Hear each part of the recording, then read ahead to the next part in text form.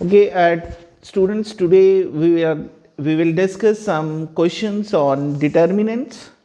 So here is the first sum: 2x 5 8x 6 minus 2 7 3. Then the value of x is x की value क्या होगी? So solve कर लेते हैं इसको. Simple, it's very very simple. So 2x square minus 40 is equal to 18 plus 14. So 2x square.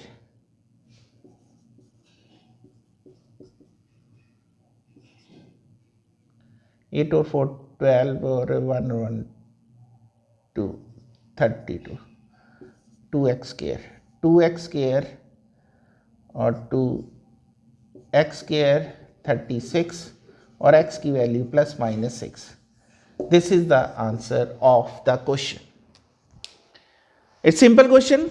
2x plus 5 8x 6 minus 2 7 3. Then the value of x is. तो value of x हमारे पास क्या रहती है? a3 है, b प्लस माइनस 3 है, c plus minus 6 है और d हमारे पास 6 है. सो ये है हमारे फर्स्ट क्वेश्चन का आंसर. नेक्स्ट क्वेश्चन देखते हैं. देखिए डिटर्मिनेंट में हमारे पास डिटर्मिनेंट सॉल्व करने का ए इनवर्स निकालने का मेथड है. तो ए इनवर्स का शॉर्ट ट्रिक्स मेथड आप देख सकते हैं, उससे आप कर लें. डिटर्मिनेंट ए इनवर्स निकालना जो है वो शॉर्ट ट्रिक मेथड से देख लें. सो आपका सॉल्व हो जाएगा. नेक्स्ट जो क्वेश्चन है वो देखिए. The value of the determinant, the value of the determinant हमें दे रखा है 1 1 और 1. ये यहाँ पे A B and C, A B and C, यहाँ पे बी प्लस सी है, सी प्लस ए है और ए प्लस बी है. इस प्रॉपर्टीज ऑफ डिटर्मिनेंट आपने लर्न करनी है इसको करने से पहले, क्योंकि विदाउट प्रॉपर्टीज ऑफ डिटर्मिनेंट आप नहीं कर पाओगे. रिजल्ट्स करने हैं. एक आपने और करना है Cramer rule to solve the system of linear equation.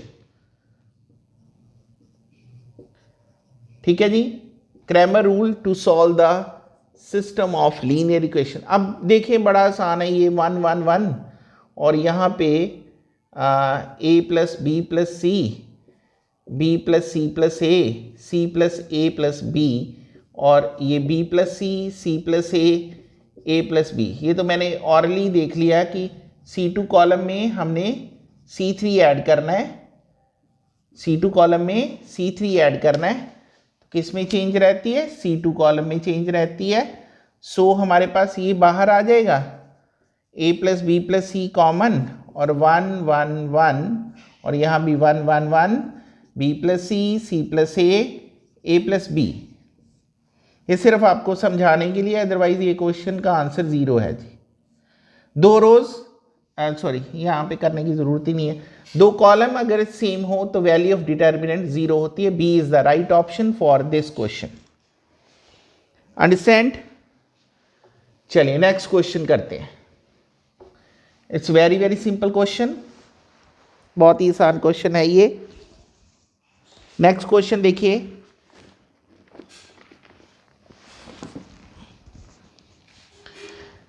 If the area of the triangle with vertices, if the area of the triangle with vertices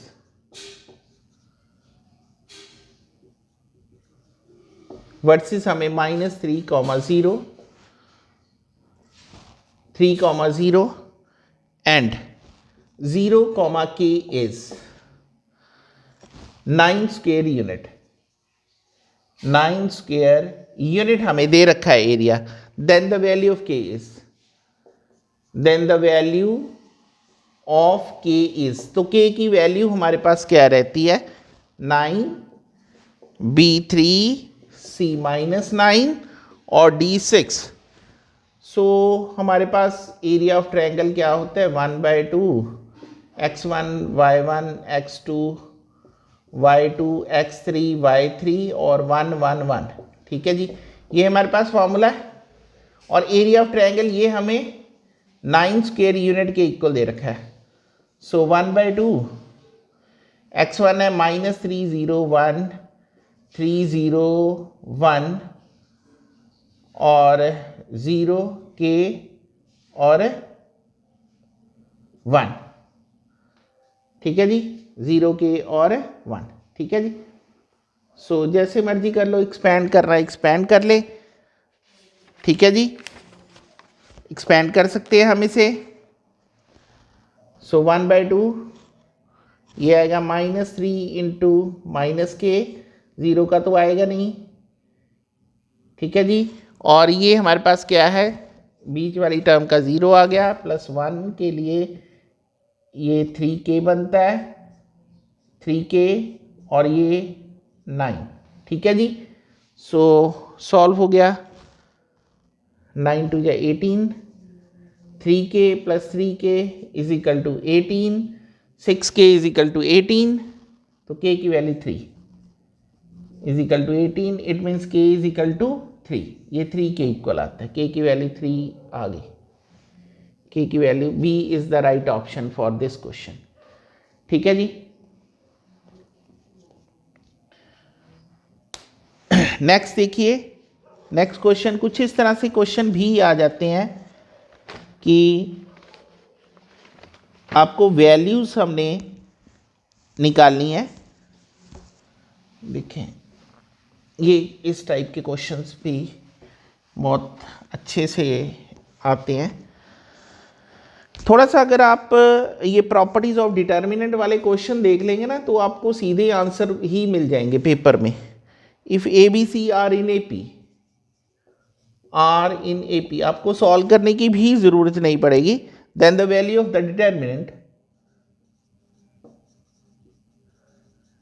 then the value of the determinant, value of the determinant ये हमारे पास है x + 1, x + 2, x + 3,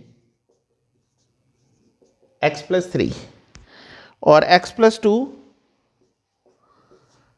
x + 3 और x + 4 और x + a, x + b, x + c is equal to 0, sorry is, इसकी वैल्यू हमने find out करनी है। ये क्या आती है, x आता है, b 2x आता है, c 0 आता है, या d नन ऑफ दीज आता है। इनमें से हमारे पास क्या आता है? अगर ABC AP में है then the value of determinant. So AP में क्या होता है, 2b is equal to a + c, ये हमारे पास रहता है if A B C are in AP, ठीक है जी। अगर हम इसको ट्वाइस कर दें,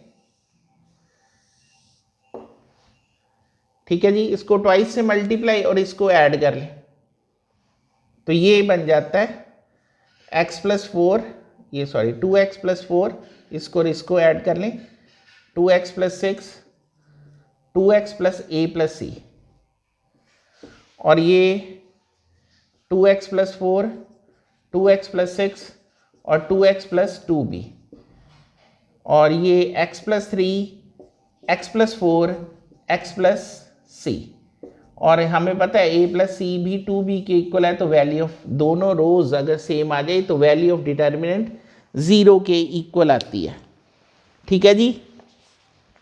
सो ऐसे जो क्वेश्चंस हैं वो 1 सेकंड में ही आप कर लोगे, ठीक है। अभी तो हम सॉल्व कर रहे हैं, वहां सॉल्व करने की जरूरत नहीं पड़ेगी, क्योंकि जिनने प्रॉपर्टीज अच्छी तरह से कर ली वो हो गया। सो इसलिए main focus on the properties. If a + b + 2c और c ये a, यह b और b + c + 2a, b + c + 2a, और ये है b, नेक्स्ट है a, c plus a plus 2b, a plus 2b is equal to k into a plus b plus c whole cube. Then k is equal to, then k is equal to, solve थोड़ी कर रहे हैं इसको, हमने सिर्फ k की value निकालनी, 1 b2 c, हमारे पास क्या बनता है 4, और d none of these, none of these. सो अगर इस सब में अगर हम ध्यान से देखें, अगर इसमें ये ऐड कर दें, इसमें ये, सो यहाँ पे ये प्रॉपर्टी बन जाती है कि कॉलम 1 में कॉलम 2 और कॉलम 3 ऐड कर दें, तो यहाँ पे a plus B plus sorry twice A B twice of C. Same यहाँ पे कंडीशन बनती है 2a 2b 2c, यहाँ पे 2a 2b 2c, ये a b b plus C plus 2a b a c plus a plus 2b, ये बनता है. और हमने इसको यहाँ पे निकाल लेना है कॉमन. सो कॉमन निकालने के बाद हमारे पास क्या आता है, twice of a plus B plus c, so 1 1 1 रहता है, a b b plus C plus 2a b a c plus a plus 2b. उसके बाद तो हमारा R2 माइनस R1 और R3 माइनस R1 ये ही ऑपरेशन लगेगा, और ये हमने k की वैल्यू फाइंड आउट करनी है, यही हमारे पास k की वैल्यू है, दैट इज 2. ठीक है जी, आगे भी सॉल्व करने की जरूरत नहीं है ऐसे. ठीक है, मेरे ख्याल से समझ आ रहा होगा, काफी अच्छे समय ये. अभी देखो, अभी एक और हम बड़ा ही इंटरेस्टिंग क्वेश्चन कर रहे हैं, बहुत ही ज्यादा इंटरेस्टिंग. देखिए सारे पैटर्न हम कवर कर देंगे आपके लिए.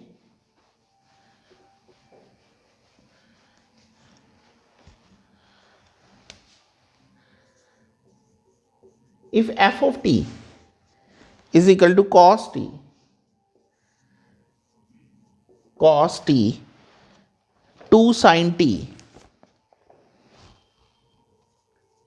2 sin t sin t और t t and t 1 2t t,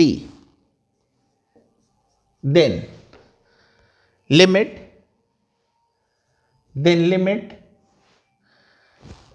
t approaches to 0, f of t upon t square is equal to ये किसके इक्वल आता है, ए ऑप्शन है 0, बी ऑप्शन है -1, सी ऑप्शन है 2 और डी ऑप्शन है 3. सो देखें इसको किस तरह से आता है ये. f of t cos t t 1 2 sin t t 2t sin t t और t, then f of t upon t square का लिमिट हमने फाइंड आउट करना है. सो इसमें क्या करना पड़ेगा, इसको सबसे पहले इसकी वैल्यू निकालनी पड़ेगी, what is the value of this f of t, और तभी हम t स्क्वायर के साथ डिवाइड कर देंगे. वैल्यू मैट्रिक्स की तो निकल नहीं सकती, हमें क्या करना पड़ेगा, इसका डिटर्मिनेंट सॉल्व करना पड़ेगा. ठीक है, सो cos t t और 1 2 sin t t 2t sin t t और t, डिटर्मिनेंट ले लिया cos t, ये बनेगा t square minus 2t minus t, ये 2t sin t